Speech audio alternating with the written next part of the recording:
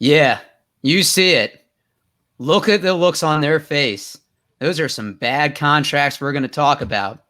Your boy Eric from Triple Play here, joined by a special guest today. I'm joined by Garrett from Super Mario Hoops 24. That's his YouTube channel. Garrett, how you doing, man? Doing pretty good. It's always nice to see the NBA rolling around again. My Bulls are doing pretty well, so there's also that. So I'm in a pretty good mood. But how about you? I'm doing pretty well. I'm glad the NBA season is back. You must be happy as a Bulls fan. I mean, they might have the best 1 through 5 in the game right now. Possibly. I like to think so. And you know what? They don't have any bad contracts on that team. Spoiler, they're not going to have anybody we're talking about today. That's right. But we're going to talk about some players who should be thanking their agents and collecting every bit of that money they should, because they might not get a second contract after this. We're going to start out with Kevin Love, who signed a 4-year, $120 million extension back in 2019. Now he has 2 years left, $60 million on that contract. It's going to end after the 22-23 NBA season. He will be 34 years old at that time. Now, what's interesting is he signed that contract like right after LeBron left, when they should have been going through a rebuild with Kyrie, but instead they rewarded him. So Garrett, what do you think was going through the Cavs' mind when they gave that to him? To be honest, I don't really know what was going through their mind. I know what was going through his mind then, at least from the media's perspective. And that was that he wanted to stay there and that he wanted to like get that money, be the star and stuff like that. But then shortly after, and I remember like discussing this with my dad too, because he thought Kevin Love was, still going to be an all-star and stuff like that. I said, no, he's probably just going to rot on a bad team. So far, it's been the latter of the two. But now it seems like he's just kind of unhappy with the Cavaliers. And I know he's still playing for them and stuff like that, but just of the recent reports that have come out, and it just seems like a whole messy situation. But luckily for them, he has, like 2 more years left on it, you showed there. So, Yeah, it's not bad. And what's kind of crazy is right now he's coming off as a bench player. Like they're starting Evan Mobley, they're starting Jared Allen, they have Lauri Markkanen, and they've tried to trade him in the past. Now, I'm a Wizards fan. The Cavaliers are probably the team I dislike the most, going back to the LeBron days when they eliminated us in the first round 3 years in a row. I'm generally a fan of what Kobe Altman has done with the team. I think that this is his one bit bugaboo, though. And Kevin Love, especially with the health that he hasn't really lived up to the contract. And it's going to be really tough to trade. I can't imagine a team taking that much remaining, thinking that Kevin Love is the missing piece for them to contend for a title. But And I know, like, I saw reports that maybe the Nuggets might be interested because, they got Jamal Murray right now. He's injured. Michael Porter Jr. Is not playing, like, to how we expect him to play as of right now.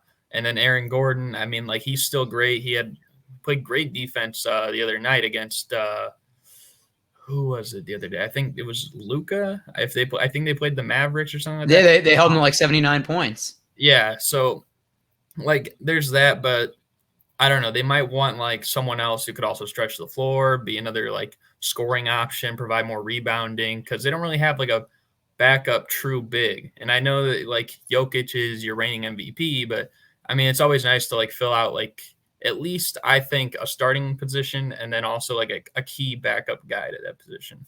Agreed. And it'll be interesting to see if they shop him or not. 2 years isn't a lot. Maybe a team will take it on next year just to have an expiring contract. We're going to go to Kevin Love. For somebody that Kevin Love was almost traded for back in the day. If you guys remember, before the Splash Brothers really took off, there were rumors that Kevin Love would go to the Warriors for Klay Thompson in a centerpiece. Now we look and he had a 5-year, $190 million extension. He's currently in the 3rd year.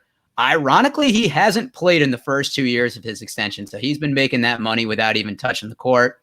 After this year, there will be 2-year, $83 million left. It's going to end after the 23-24 season when he is 33 years old. Now, he's coming off a torn ACL and then a torn Achilles while recovering from that torn ACL. So, Garrett, what are your thoughts on this? I mean, well, first of all, I will address that, if Klay Thompson, if he didn't get hurt, if he was still playing like normal Klay Thompson, this wouldn't be considered a bad contract because we know this guy most likely will end up in the Hall of Fame one day. So I think that with that being said, I mean, it's only based on his injuries that we don't know what he's going to come back as. If he comes back as a shell of himself and he's making this amount of money, then it looks really bad. But of course, like the Warriors, they weren't just going to like let him go. They paid him this in 2019, and they had just made like 5 straight finals appearances, 3 championships. You're not going to let the second guy on their core, their really big 3 core of him, Curry, and Draymond. You're not just going to let him like go for nothing. So it made sense to bring him back. And obviously they couldn't have predicted that he got injured again, like in 2020. So that was kind of unfortunate, but right now, it just does seem like one of those contracts that's not so great until we can actually see Klay come back. And if he's playing like the Klay we remember, or even better, then, I mean, this will probably be removed from the worst contracts, I'd say. Yeah, and I think the thing about the Warriors is even with the injury, I think you have to pay him. Like it's, they won 3 rings. Somebody that was pretty durable. He played 66 games his rookie year, but after that, he's played, I think, at least 77 in every season after. 2-way defender. Him and Steph Curry complement each other as the best backcourt. Like, if anything, you have to do it as a PR move. You can't say, hey, look, we're going to let you go. But you're right. It's a bad contract right now just for the fact of the injuries that have caught up. But, very hard kind of foresee that coming. We're going to go to the next one. Oh, sorry. I just want to say, and to your point about like him playing so much, like the one year where he didn't play 70 games, he played 66, and that was the lockout. And they only had 66 games that year. So really, like, he's been pretty durable, like most of his career. Last few years just got unlucky. Yeah. And we're going to now go from somebody we don't agree. And of course, we got to have a little drama in here. And we're going to go to Rudy Gobert, who is in the first year of a 5-year, $205 million Supermax extension. It's going to end after the 25-26 season when he's 33 years old, locking him and Donovan Mitchell in the backcourt for the foreseeable future. Now, this wasn't a given because with the whole thing with COVID where Gobert joked around about it, the relationship apparently between him and Donovan Mitchell was fractured. Garrett, you think that this is a really bad contract, so I'm gonna let you take it away, and then I'm going to give my rebuttal. Now I don't know if it's necessarily the worst contract in the league, but I think it's bad for the sense that Rudy Gobert, I believe he's getting paid like the 7th biggest contract right now in the NBA. And to put it simply, like, he's not a top 7 player in the NBA. He's not top 10. He arguably isn't top 20, So when you look at it like that, he is getting overpaid a little bit. I mean, your graphic even said he's going to be like 33 years old by the time he's out of it. And there is quite a history of centers similar to the role that he's had, that by that time in their career, they start to like dwindle down. And if we're already saying like a guy like Rudy Gobert and what he's doing today isn't worth being the 7th most paid player in the NBA, then what is he going to look like when he's 33, probably at the end or just after like his prime years? So I don't know. That's why I'm skeptical about it. And I mean, it's just like a weird contract in my opinion. So I am a very big Rudy Gobert fan, and I think with small ball and kind of positionless basketball dying, the centers are a little bit extinct. But I think there is there is an exception when you have a Jared Allen, I'm a big Jared Allen guy, or a Rudy Gobert, because what it allows you to do is they do such a good job controlling the paint and protecting the rim that you can surround him with shooters. You don't have to worry about having another interior defender. This year, averaging 16 points, 17 rebounds, close to 2 blocks, and a steal a game. Now, those are just the stats. If you actually watch the Jazz game, which, I like kind of watching them as an Adam market team, he does a really good job altering shots as well. You'll see a lot of times people, will think about taking it up, and maybe they'll make an errant pass, and another player gets credited with the steal, or, the opposing team gets a turnover, and it doesn't result in a direct, stat contributing for him. I will say I do agree about the point about big men not having as long a career, but I'll say with him, he's very unselfish. He took 3 shots the other day against the Bucks. I think he really just wanted the recognition of being an all-star and that he was somebody that was deemed worthy. And I mean, right now, Utah's the best team in the NBA, and I don't think that they could have somebody replace him. I think if they win a championship, then the contract is validated.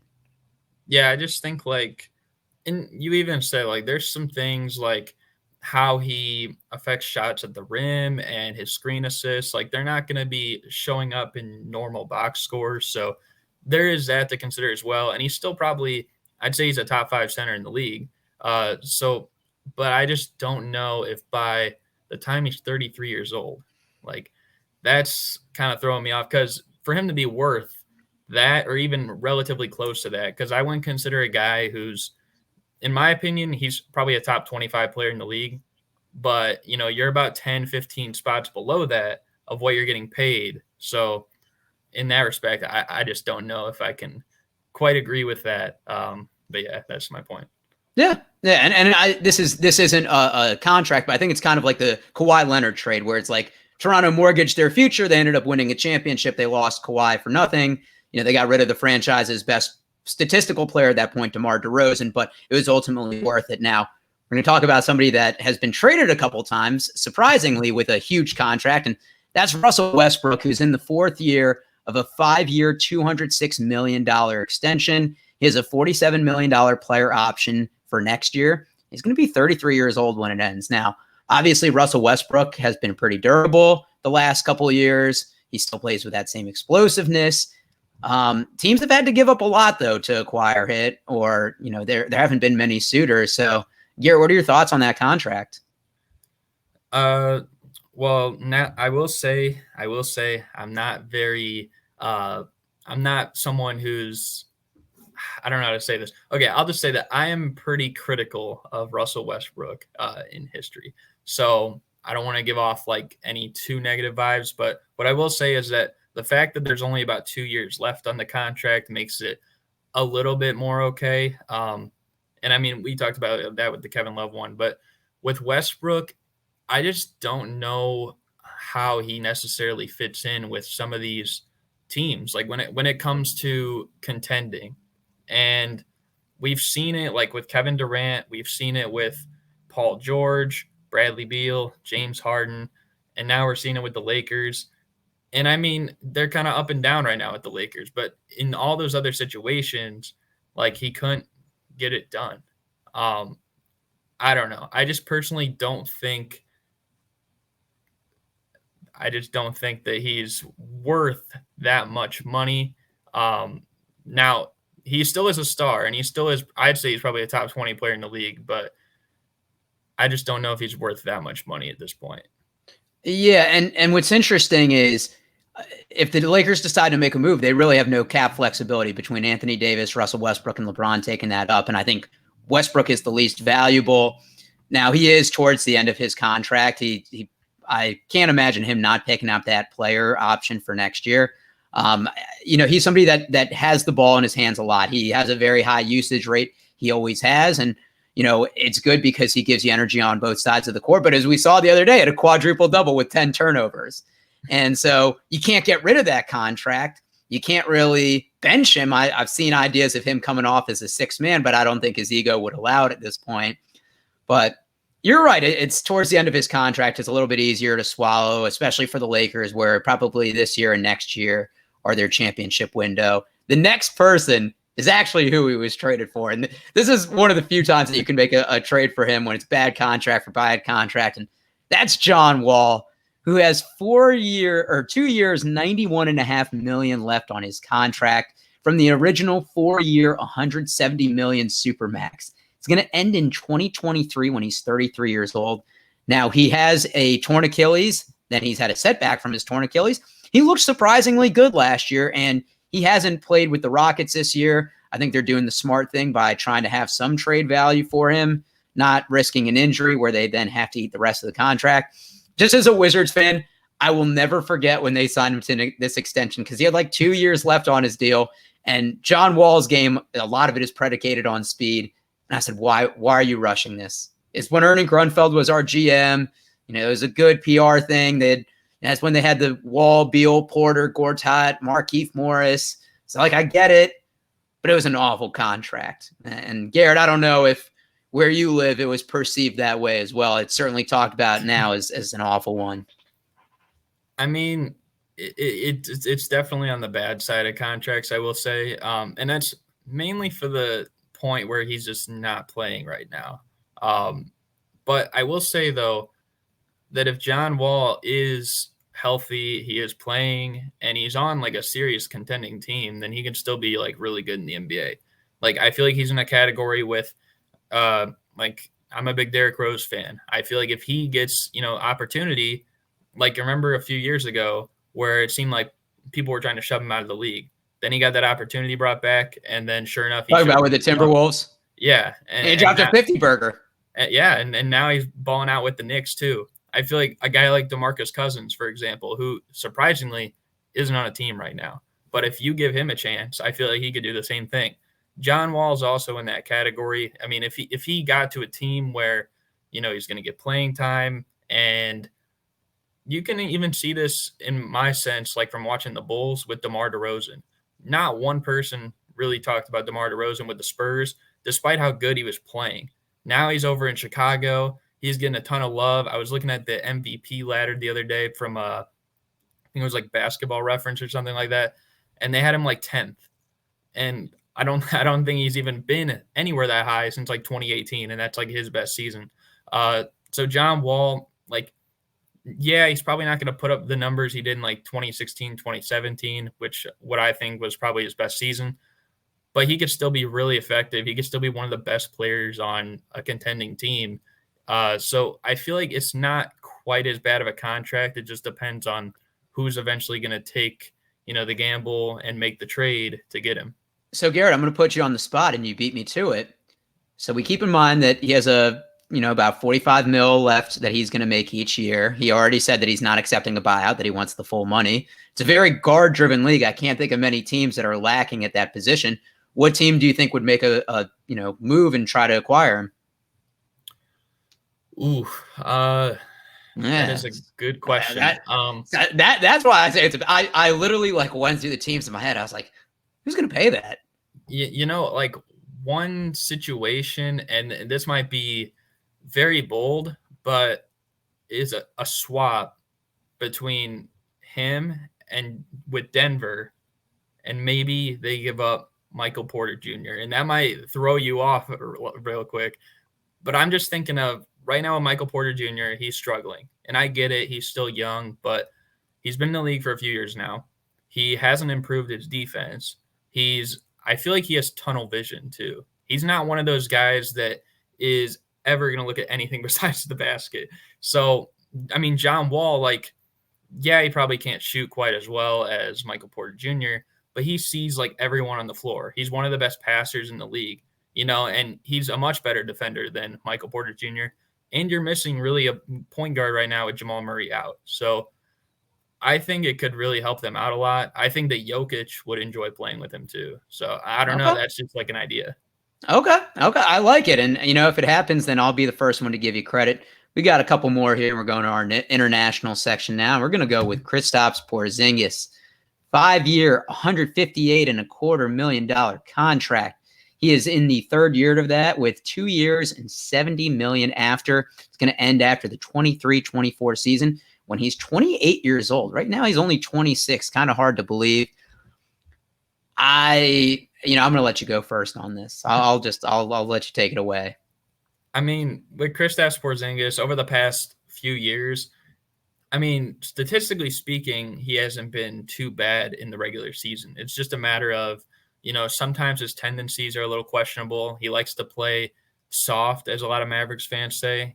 He's pulling up from like logo Lillard range, like about 4 or 5 times a game sometimes. But I think that being that you're 7'3", I mean, you're one of the tallest players in the league. He's also one of the strongest players in the league when he actually like puts his mind to it. So I think if he was, playing more of a post-up game, and yes, he could still do the pick and pop game as well. But I think he needs to maybe readjust his tendencies. And I've seen a little bit of it this year so far. He's looked a little bit better, I'd say, than in the past few years. But of course, last year in the playoffs, he was getting clowned all over social media. They were giving him Paul George's nickname of Pandemic P. So, but I don't know. I just think that it's not a terrible contract for the simple fact that he will be, still kind of in his prime by the time it's done. So there will be teams that are probably going to be interested in trade talks up until that point, or teams that might be interested in trying to take him from Dallas by the time it's over. So I don't know. I don't think it's a terrible contract, but until he can like prove himself and solidify that, then it's going to be tough to say it's a good one. So, yeah. I'm going to save my words for later, not to give too much away. We'll be at a segment in a couple minutes where you'll see where I'll go off on him. The last one we have for the graphic on here, Davis Bertans. And gosh, as a Wizards fan, once again, I was shaking my head. Acquired him in a trade for San Antonio last year. Signed a 5-year, $80 million extension after being a sharpshooter. It's in the second year of that, 4 years, $64 million remaining. He's going to be signed through 2025, where he'll be 32 at the end of the contract. And, you know, it's interesting. One of the guys we have on our podcast, Brad, is a big proponent of it because, you know, he's a 6'10", 6'11" guy that can shoot and has length. I think he had a career year. Contract years are a real thing. I think there's a reason the Spurs gave him up for Markieff Morris, who ended up not passing his physical. So the Wizards basically got him for free. We should have, enjoyed the free year we got him, got some value. I don't think there were many people that were going to make a better offer than we were. And he's kind of been unplayable. He's been a role player for the Wizards this year. He's really just a 3-point shooter. He doesn't do much rebounding. He's terrible on defense. And I don't think anybody's going to trade for that contract just because of the amount of years and money remaining on it. Garrett, what are your thoughts? I mean, I definitely don't think this is one of the better contracts in the league. I think I have it as like a top 5 worst contract right now. But I will say, though, like being that he's going to be 32 years old by the time it's over, right now he's averaging 7 points per game. He's been 7 points, 2 rebounds, an assist in under 20 minutes. And breaking news, he sprained his ankle and could miss time. That was from tonight's game against the Hawks. Yeah, and even when he was playing, he was averaging 7 a game on inconsistent shooting numbers. He's really kind of always been a little bit of an up and down player. He's a little bit streaky, but that's even coming off the bench. And that's what guys like Gafford has missed some time. I know he came back today, but he's missed a few games. Thomas Bryant's out. Rui Hachimura has been out. So when those guys all come back, then it's where does he fit into the rotation? And when you're giving this guy 16, 17 million a year, for that, I mean, it just doesn't make sense in my opinion. And it's funny, literally the year the Wizards get rid of Jan Mahimi's contract, who was making 16 mil a year, 4 years, 64. It's oh my gosh, we're haunted by this again. Why are we hamstrung by another contract? Now there's a couple players we didn't. To be fair, that whole offseason, the 2016 offseason might be the worst. Oh my gosh, yeah. My gosh, Matthew Dellavedova got 40 mil. Even as a Bulls fan, Luol Deng and Joakim Noah each getting 4 years, 64 million. I mean, that just was crazy. Those franchises. It was crazy. Well, so there's a couple guys we didn't make graphics on that Garrett brought a good point about that have interesting contracts, and the first being Ben Simmons. So I'll let you take it away with this one. Yeah, my point about Ben Simmons is, I mean, he's on a 4-year, $140 million deal. And he's going to be about 28 or 29 by the time it's done. But, I mean, as we all know, he's currently, not playing. And I just think that, and yes, I don't think he's getting his full money either. I believe they're taking some of that out. But at the same time, they're not taking all of it away from him. But his NBA future, I mean, it's kind of a question mark right now. I mean, he hasn't improved his weaknesses ever since day one of joining the NBA. Mainly his jump shot, but he also just seems very unmotivated. So I just think with all that being considered, a guy that's getting paid for doing nothing except it seems like he's kind of being a diva at this point. It's got to be one of the worst in my opinion.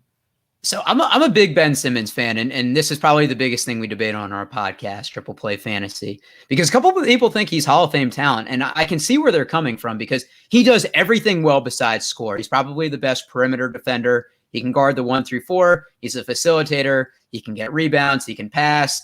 His free throw shooting isn't awful. I think the Hawks series was really his floor, and that's what killed his trade value, where the contract does look bad. I've always said I think the 76ers should trade Embiid because he has more trade value and build around Simmons. Treat him like a traditional center, spread him around with shooters. But the whole act of not reporting to the team, it's a bad contract for me because of the character he's shown of refusing to do drills.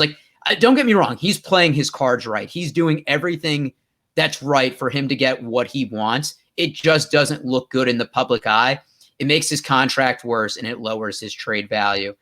Now, there's another guy you talked about, and NBA fan, this is how you know you're an NBA fan, is you're going to know Andrew Nicholson. And Garrett, just take it away with this contract. I'll put my feet up for this one.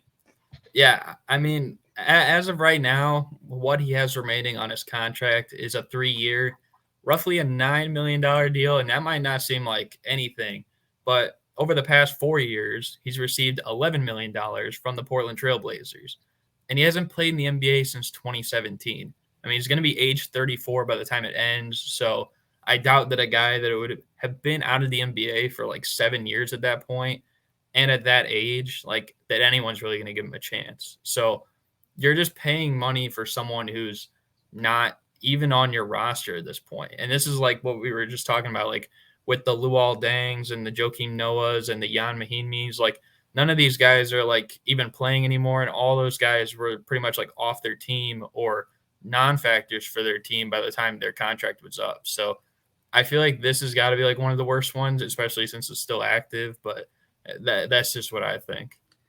Shout out Mark Beckelstein. That's his agent. You know how you know the contract was bad? First of all, he was the 4th string power forward on the Magic. The Wizards panicked, and that, summer of 2016 we're talking about, signed him to a 4-year, $26 million contract, then traded him to the Nets at the trade deadline to get Bojan Bogdanovic. We gave up our first-round pick, who ended up being Jared Allen.